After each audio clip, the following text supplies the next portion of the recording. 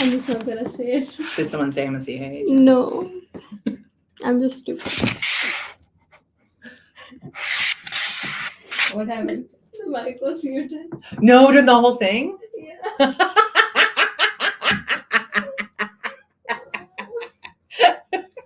I just noticed over there that there was only supposed to be one mic. Oh my god. But were you guys muted the entire time as well? Yeah. We were only supposed to have one mic muted. Oh my god, I'm so sorry. It's okay. We got time. I don't teach for a while. I'm so sorry. We can just continue, I guess. I don't think Sure. Moving on. Yeah. All right. Is it open now? Yeah. Good. Okay. Unprecedented. This is such a Well, good maybe you have this a lot was of lip literally readers a among good you. conversation. Oh, we'll call you again. Next And then time. you'll have to repeat everything again. That's fine. I will come up with more great stories from my childhood. Oh, that was muted, so they didn't hear that great story about my childhood. Yeah. Oh boy, a mystery. A mystery indeed. So, how did your interest in writing develop? Especially you love horror genre. I So, do. how did that develop? There's a couple different things. I actually just answered a academic survey about this last night, so I've been thinking about it. One, I grew up in a very particular time. So I'm in my 40s, and when I was a child, horror was having this huge moment. So Anne Rice, Stephen King, these were just the most popular authors out there, and that was the stuff that I had to read. My parents did not pay attention to what I read at all. And I read a lot of stuff that probably was wildly inappropriate. V.C. Andrews, which may mean nothing to you guys as a Pakistani audience, but boy, howdy, will mean something to Americans of a certain age. So a lot of what was out there just in public culture were various horror things. So Stephen King is like the largest author in the world, and then all his movies are being adapted. Movies like Poltergeist are huge. It's a Steven Spielberg to a Kubrick movie that's gigantic. So there was just a moment where I was growing up. So that's just the stuff I kind of grew up with. Two, and I don't know. All right, here's a good childhood story. So as I mentioned, I come from a very large family. My grandmother's generation and her parents, they owned a couple businesses in Philadelphia, and the one that lasted was the funeral parlor. So my family is Polish. They lived in a Polish section of Philadelphia where a lot of people still speak Polish, and some speak no English to this day. And they were a Polish language funeral parlor serving the community. My grandparents had 6 kids. All their kids had 6 kids. All their kids had 4 to 6 kids. Right? So there's a lot of us. The only place big enough for us to gather on holidays and big events was the funeral parlor. I spent a ton of my time there growing up as a child. Can you describe the funeral parlor to us? Sure. So this is an inner city place. It was three stories plus a basement, very large home because it also was my family's home. So like the top 2 floors were family living space. There's a large master suite, kitchen, all the living quarters are on floor 2 and 3. And then on the first floor is what we call the salon, where the body would be presented for family to come by and pay their respects. They're the large, we call dais that you bring the coffin out and you sit on. You put the flowers around it. That's towards the front of the house. There was a massive carved oak staircase that the family story is that originally it ran, when I was growing up, it ran on like the left side of the house. So the entire room was like long. But the big family legend, originally it bisected the room, it cut it in half. My great grandmother, who was this very, very Polish old lady, forced construction workers to come in and completely reorient the staircase because she wanted to have it's a great bit of family history. And then you would have public bathrooms, and behind that is the morgue, or the place where they prepare people's bodies. So there are steel tables, there are drainage tubes, and that leads right out to the driveway, so people would be brought in quietly, without fanfare, through the back of the house, and that's where their bodies would be treated and prepared. and made ready for people to view. And then in the basement was just a very large basement with cold storage, where like we would have the family parties. Yeah, so sometimes because of the nature of the business, sometimes you would go and there would be people, waiting for their funerals in the morgue, or the next morning there would be funeral plans, everything was set up, and you would have to be careful not to disturb, the flowers, or to be disrespectful. That was also a big thing, not to be disrespectful.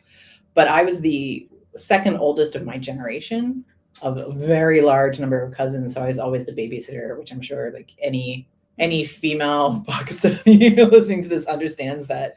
And what I would do is take my cousins upstairs and we'd either sit in the parlor, or I'd have them sit with their back to the morgue door, and then I would tell them ghost stories. And sometimes they would cry, and then they'd go complain to their parents, and their parents would yell at me, and I said, "That's your own problem. Watch your own kids." And that's a funny story. I know the real answer is horror was just very popular when I was growing up, and I was exposed to a lot. So to me, it's also very comforting because it reminds me of my childhood. But to me, like the logical outgrowth of somebody who writes ghost stories from spending all my childhood holidays in a funeral parlor is a very logical end route. But I'm the only person in my family like that, and they think I'm weird. I'm like, no, I think you're the weird one. So how are you not into this stuff? This is literally what our family did.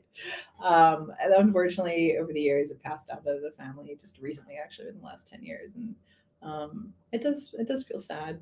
Yeah. I also say this is also where I think a lot of empathy comes from. To be with people at the hardest time of their lives requires a great deal of grace and empathy and understanding.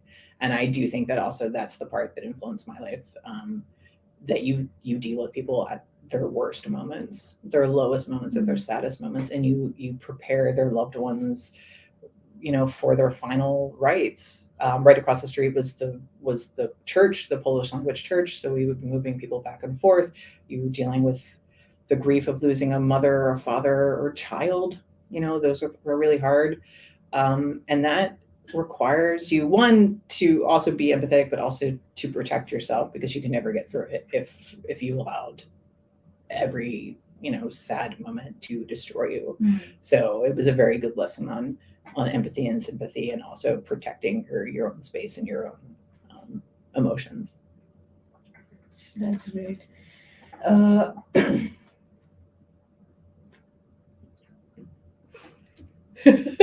Yeah.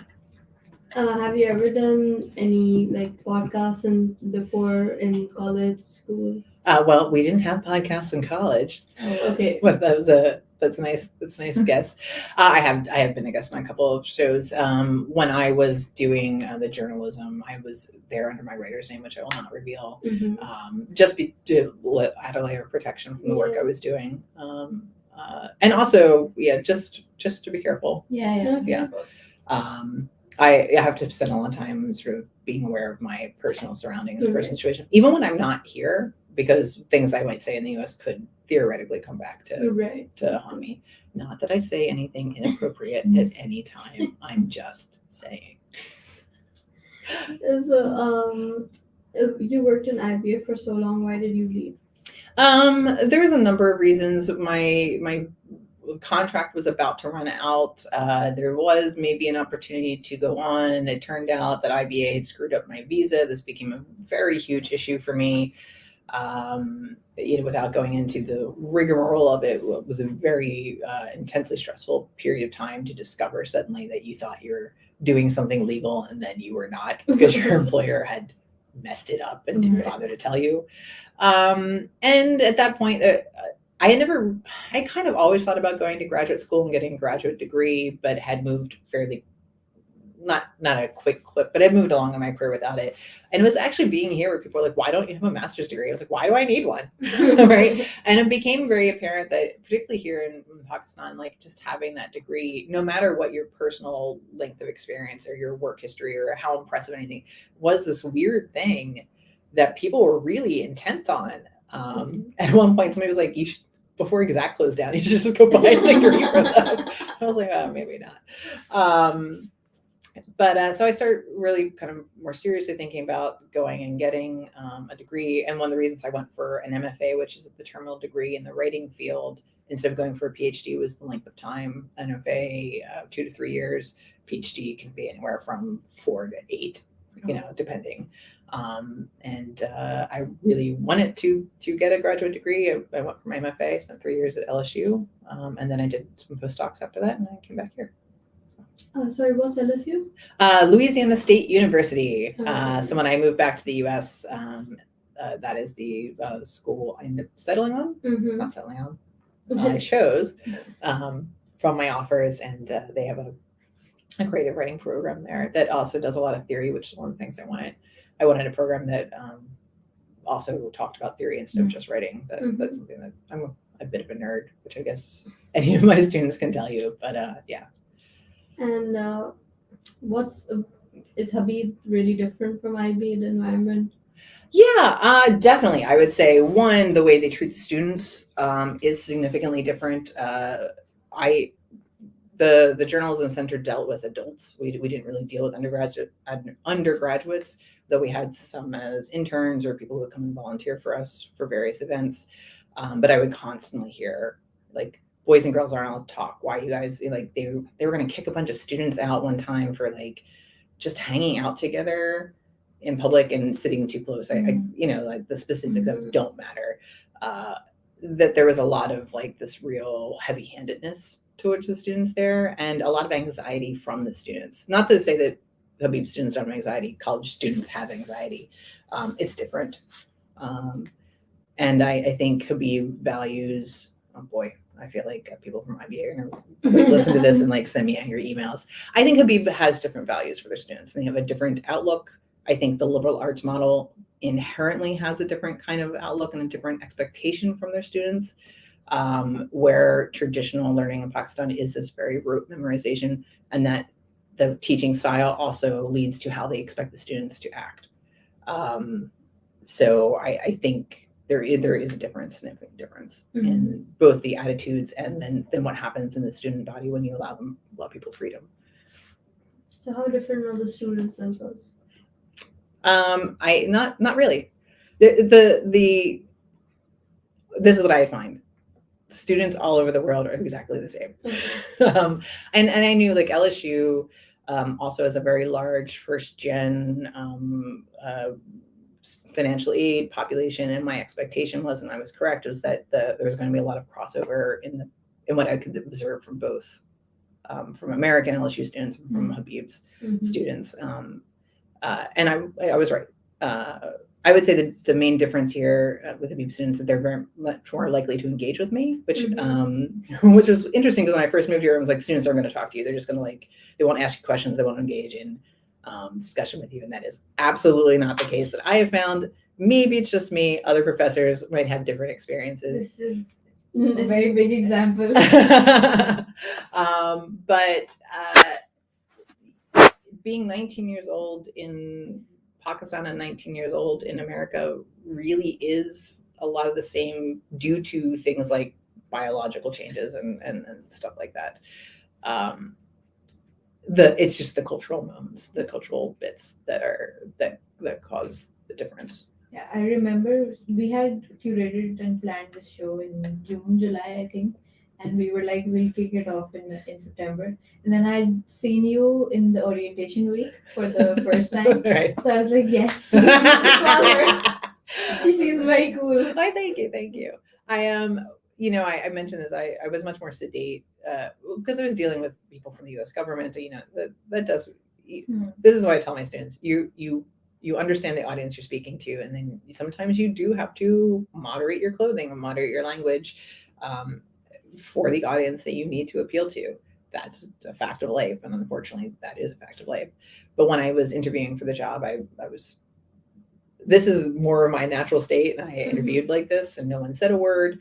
And I would say that this is the big difference. When I moved over here, the first time I had very short hair. I'd grown it out for a year in preparation because I have these tattoos on my neck that are very visible.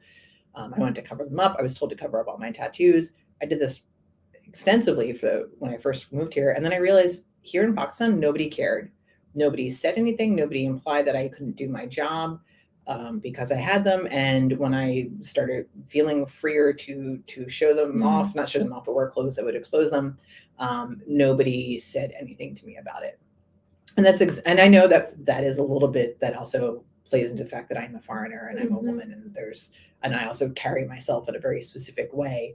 But it is far less of a big deal here than it is in the US, where people always like cover up, dye your hair back, do this. No, I'm gonna live my life. I'm in my 40s. I can do what I want. Like, I will be appropriate to the situation. I know how to conduct myself. I am not a child, but I also am me. So has language been a barrier for you? Yeah, so first of all, I've been in the US for the past 4 years. I've had nobody speak Urdu with it. My Urdu comprehension has plummeted, absolutely plummeted. And unfortunately, when I was at IBA, unfortunately, they encouraged me and they wanted me to speak English. Well, it is also an English language university, but a lot of the students don't have quite the English language skills that many of the Habib students do. And there wasn't anybody else with an American accent on campus. And the administration did ask if I would mostly speak in English, which learning a new language is hard and I'm lazy. So my learning was never very good. And my staff used to think they would teach me how to count to 5. And then they'd make me do it and they'd all, and I'd be like, yes, I'm good. Right. So my comprehension is pretty decent, and to this day, I can more or less situationally understand, but there are moments where the language is a barrier, and I do wish I spoke more Urdu, and I probably, once I get resettled and everything kind of comes into, I will probably start taking language lessons again.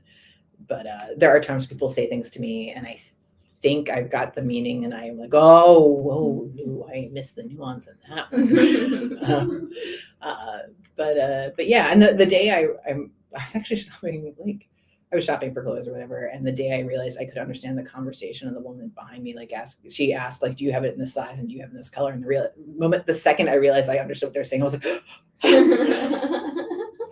and I feel bad a little bit because I think students feel like they can't speak Urdu in front of me, and that's not an issue. I don't have a problem with it. And I don't understand. I'll just say I don't understand what you meant. So yeah, unfortunately, it is not one of my better skills. I think I barely speak English, and that is my profession. So okay, so we really want to ask you about your tattoos if you're comfortable. Yeah, absolutely. So firstly, they're very cool. Oh, thank you. I've got a lot. How many tattoos do you have? Probably 17 at this time, some of which have been absorbed into other tattoos as I've changed designs and stuff over the year, but I didn't get my first one until I was 30. Okay. Yeah. Did you get all of them in the US? No. So I guess showing off the camera, this one and that one, these are Thai traditional tattoos called yak senk. Okay. They're Buddhist religious tattoos, and they're done by what we call stick and poke. So this is in traditional, it would have been a piece of bamboo that had been feathered out on the end and dipped in ink, but now for safety reasons is actually a piece of metal, but it's tapped into your skin as opposed to a gun, which draws line and injects inks under the skin. So these are foreign tattoos. And when I left 4 years ago, there weren't any tattoo studios here. There are now. I would be hesitant, although I've seen some of the new studios and I've seen some of their safety protocols, just because hepatitis is so prevalent in Pakistan, and any sort of blood-based illnesses. I didn't feel comfortable getting tattoos here, but now I probably will approach somebody like Engrave and see if they can do something. What are some stories behind these tattoos? Sure. Okay, so easy one. I don't know how do I show this off? There it is. Can you see that? Yeah. So this is my sibling tattoo. There's 4 of us, and we wanted a tattoo that we'd each have that's exactly the same. So you're actually looking at it upside down. So we each have this tattoo. The 3 triangles that point in this direction are for the 3 girls, and the triangle that points in the other direction is for my singular brother. And then for each of us on our bodies, the tattoo that is us, the mark that is us, is colored in your favorite color. So I'm the oldest, so I have purple. My brother liked black. I think his is black. Blue and green, I think the other 2. or I think the youngest sister actually chose to outline every tattoo in the color that is the person's favorite. So that's one of my favorites. We agonized over that 7 years it took us to decide on something. We just fought. The unicorn, the zombie unicorn eating a brain. I don't know. Can they see that? Yeah. Is just because I was a bit of what we call a horse girl growing up. Not a bit. I was 100% a horse girl growing up. Liked unicorns, but I'm also a horror person who likes zombies.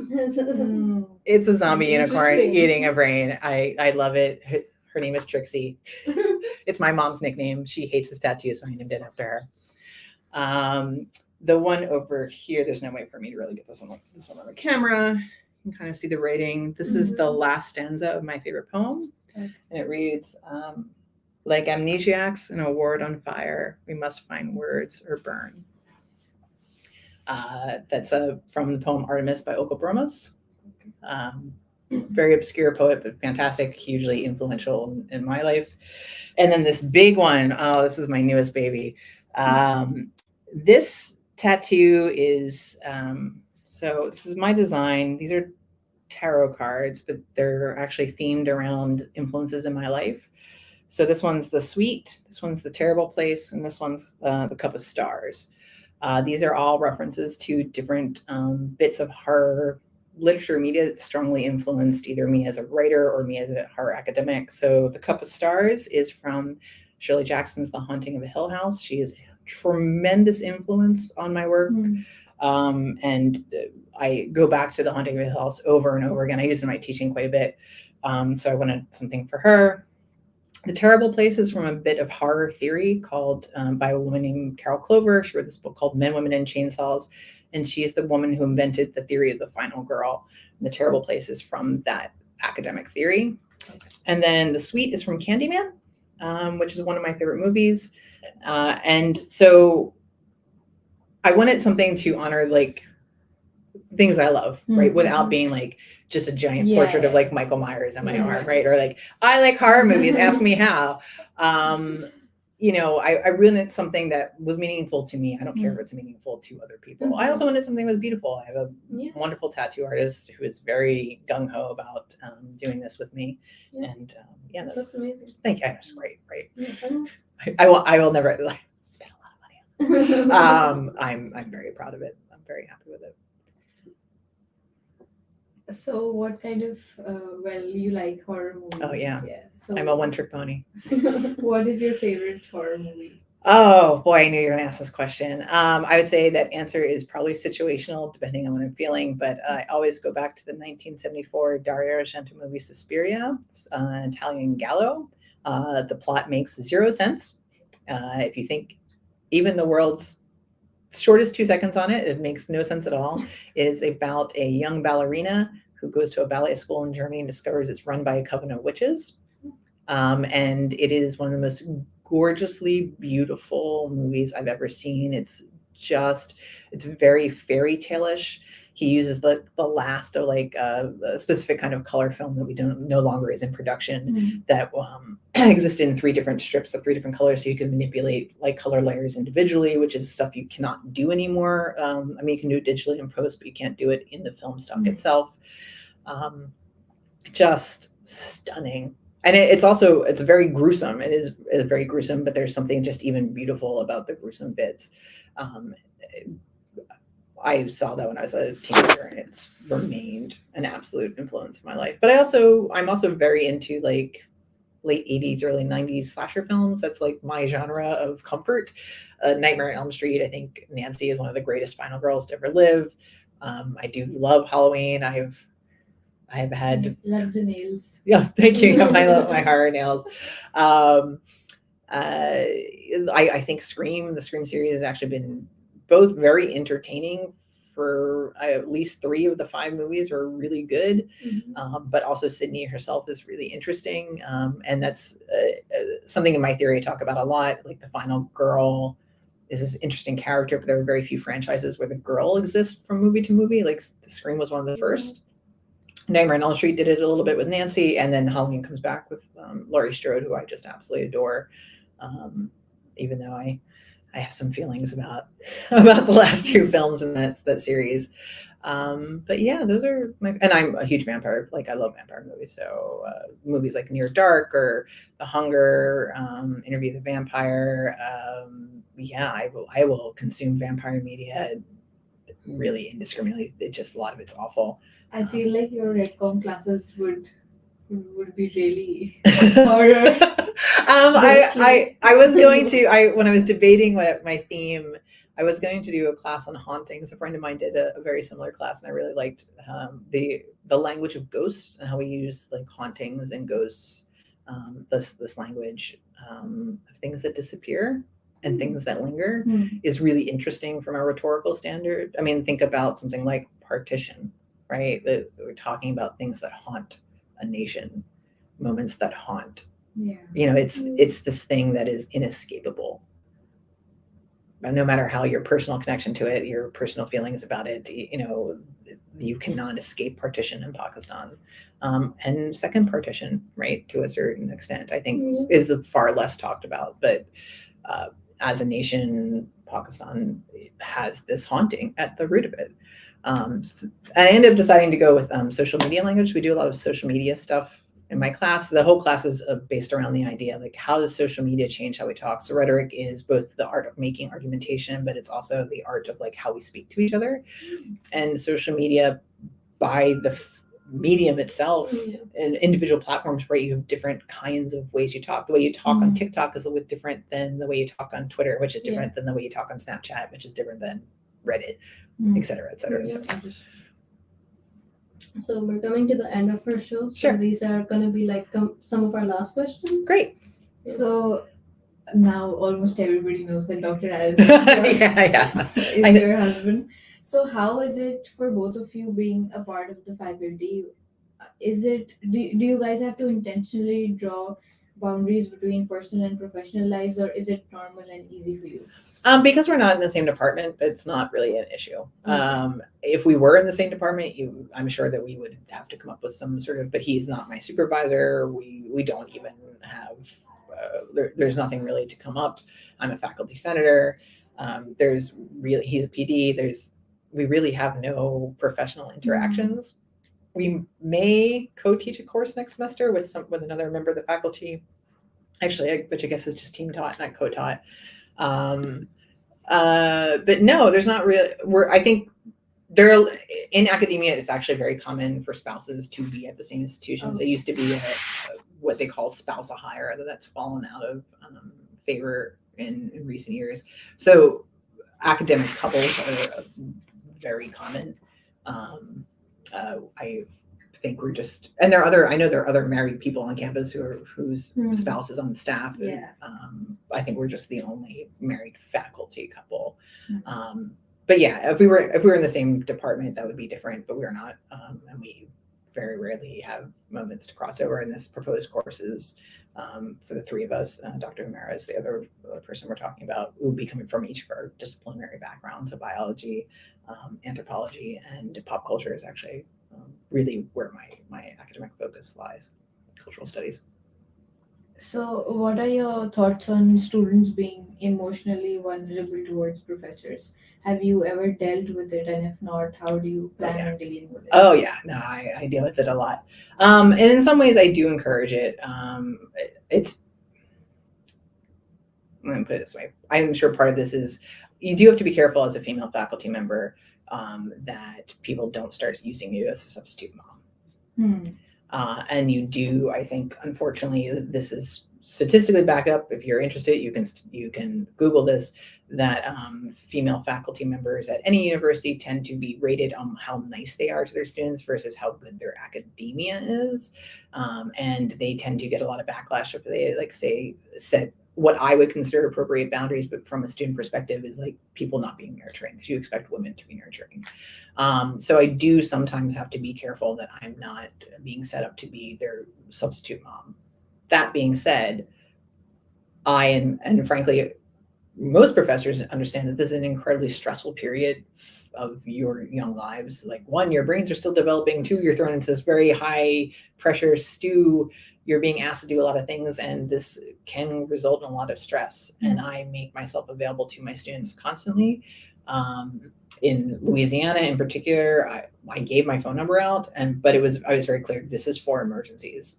And very often it's different, a little bit different here, as many students come from families, but in Louisiana, you'd be coming and you'd be by yourself.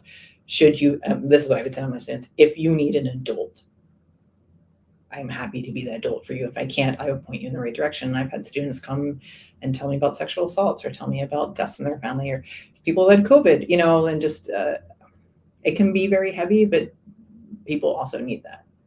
And I can't always help. And I feel bad about that, because I think for most teachers, they want to always help. That's the reason we become teachers.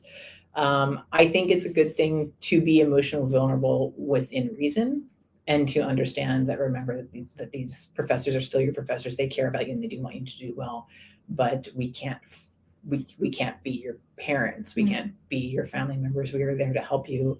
And sometimes that line can get blurred, especially when things are very stressful, and it's easy to feel betrayed if a professor is like, hey, I can't do this thing for you right now, or hey, I think maybe that's inappropriate. And you can feel rejected, right? Because you get into these very close relationships with these people that you work very closely with. And particularly in a small school like Habib, or where I went to school at Hampshire, that community becomes very close knit. And that's not a bad thing, and it's not a good thing. It's a value neutral thing. But I think it's better for students to be vulnerable than to pretend that there's nothing wrong, or firstly to lie. Like, I would say this is my biggest piece of advice. Don't lie to your professors. If you didn't get something done, it's better for you to tell them. We all have heard the story about the dead dog. We have all heard the story about like the mysteriously redying grandmother. It is better for you to approach us and be honest and say, hey, I got behind the ball on this one. What can I do to help myself? And most of us, I would say, are probably happy to work something out. But if we're adults, we're all adults here. Approach us with intellectual honesty, and you will be for the most part. There's always exceptions. And I know someone's be like, but the one time this professor was mean to me. Oh yeah, they probably were. I guarantee that in your life, you've met a teacher who has been mean to you. For the most part, that's not what we want to do. We do want to help. But we're also teaching you things. We're teaching you how to be appropriate in places. We're teaching you appropriate conduct. I would say my biggest pet peeve is when students email me like as if I'm their friend. I don't mean like I'm not your friend, but this is official communication. It should be, dear Christie, can I come meet you? And not like, hey, I need to talk to you right now. That kind of I tend to enforce that a little bit more. But I'm also constantly asking my students, how are you doing? Are you doing okay? Do you need help? And it's easier to manage when you have a smaller student body. If I was teaching some of those like 100-person seminars, 150-person seminars, I couldn't do it. I just couldn't. That's just a logistical fact. So. So what is something that you do to relax yourselves? What keeps you what makes you laugh? What makes me laugh? Well, honestly, I think like everybody else, I just doom scroll TikTok for like hours at this point. Good to know. Yeah. Actually, when you guys went to do that reel yesterday, I was like, you said, do what you're normally doing. And I was like, so I should just play TikTok and then like quickly mute it when you walk in. I would say a lot of the stuff that is my hobbies aren't stuff I'm able to do here in Pakistan. So it does leave me a little bit of a loss. Like I would go roller skating in the US, or I'd go out and listen to live music, or I'm very into bands and live music. Was very active in my local music scene in Louisiana.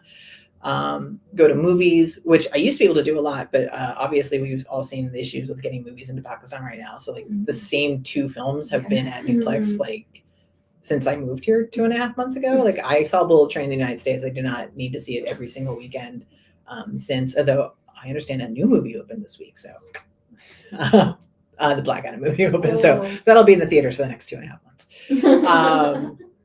So that's what I do. I enjoy watching movies. I find that really enjoyable. I read books.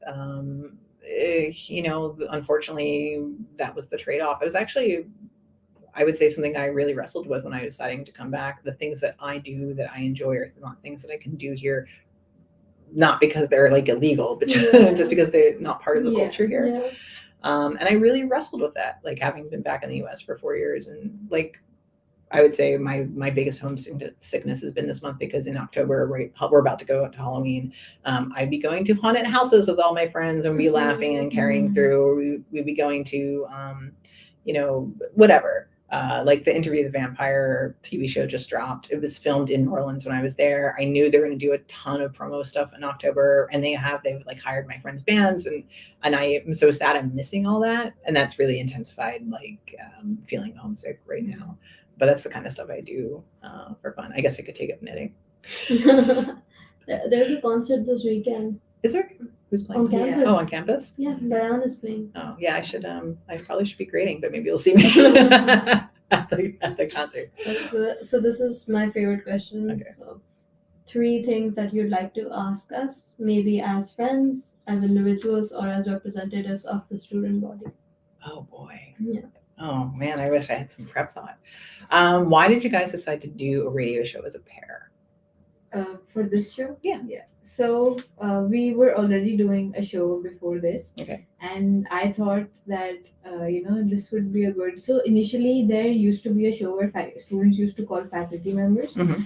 And they used to interview them, but that was more like a very on the intellectual side. And we did not want this to be the typical boring interview.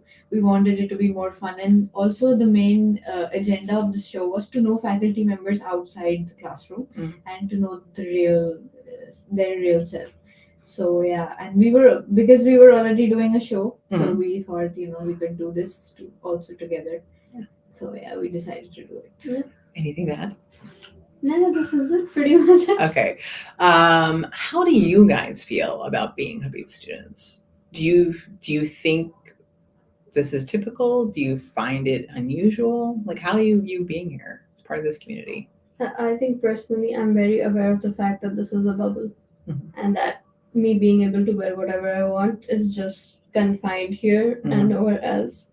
And I think that's like the biggest thing that I kind of think about, especially when I consider like once I'm gonna graduate, I won't feel that freedom here. And like you mentioned that you like going out to get comfortable or relax. I was abroad this summer and I really loved going to the park. Yeah. And it was just a really simple thing, but over here you can't really go to the park because men are gonna stare at you. Yeah. But at Habib, the garden outside of Dhaba, we go there a lot. Like our entire friends group, we have something called grass time. And Grass time, I like that. do it- Touch grass, we all touch grass. And every day at 5, we all gather Yeah. and we talk. And I just love that. And I know that once we're gonna go away from here, I will never get grass time back. Yeah, that's true.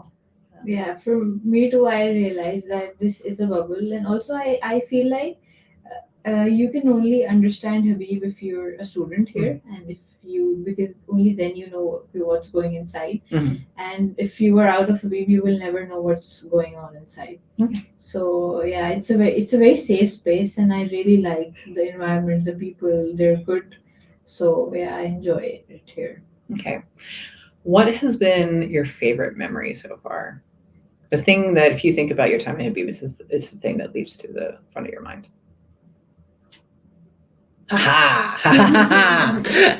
They thought they were putting me on the spot. But the tables have turned. I think grass time probably. Oh, that's nice. That's yeah. Okay, so I remember this awards night when the batch of 2022 was graduating. They had the awards night, of course.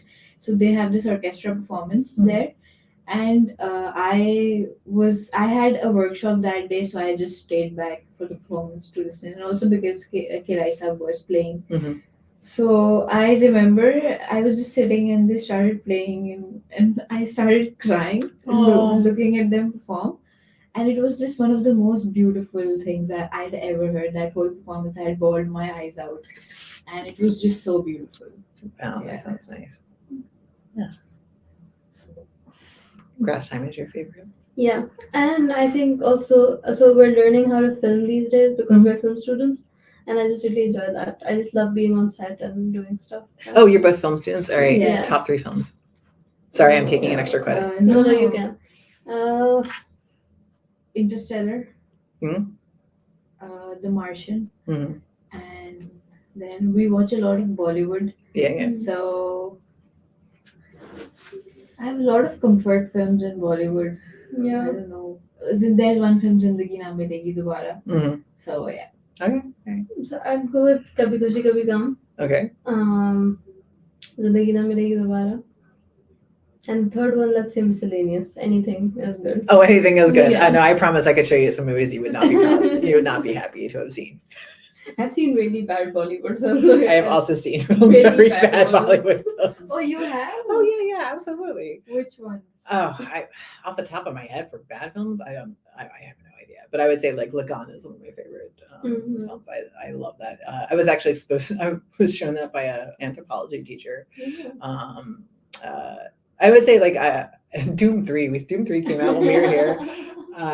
I love that movie. An absolutely irrational amount to its value.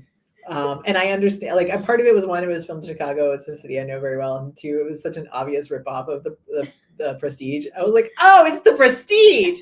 Also, Amir Khan in that little bowler hat. I don't know. Yeah. That was working for him. He should bring that look back. But yeah, I mean, I also lived in the United States, in Philadelphia in particular. There's a very large South Asian population, so our local film would roll the latest Bollywood films. Okay. So yeah, and I'm also really happy to be in Pakistan as the film industry is picking back up. So I do try to make it out to see Pakistani films. There was a Pakistani horror film that came out, Maya. I think that was the name of it, a couple years ago, and I was like the only person in the theater. And I hope the makers of that film are not watching this, but it was not very good. But I was super excited about it. I was like, oh. So, yeah. Are you gonna go to watch Mala Jack? Yes, I really didn't want to go down to Atrium, and I'm glad to hear that it's opening at Newplex this weekend. Oh, it is? Yeah. Oh, good to know. And a We've friend- been waiting for Yeah, that. Oh, yeah, we were I'm- waiting because we wanted to go from university and it's very Yeah. feasible. Yeah, I just the it's not so much that there's anything. I used to be in Sutter all the time. I'm very obvious there, so I probably wouldn't feel particularly comfortable. Mhm. I have to admit, I prefer going to a place like Ocean or Newplex, where it's just it's slightly more private for me and my personal comfort. But yeah, I'm super excited. They did a fantastic job cutting that trailer. I was like, oh, what is this movie? Yeah. Oh, a turban? Okay, I'm on it. An axe? That guy, he's pulling an axe out? I'm like, yeah. I also was like, I'm a big fan of the female hairstyle in that film. I Right. spent a lot of time looking at that picture going, why? She's so beautiful. Why did they do this to her? But I am super excited about seeing it. I'm glad your enthusiasm is great. Okay then. Last question. Yeah. Who's one faculty member you think should be on the show? Well, I mean, if I don't say Dr. Aaron, I might Well, hear about he's on it. the lineup.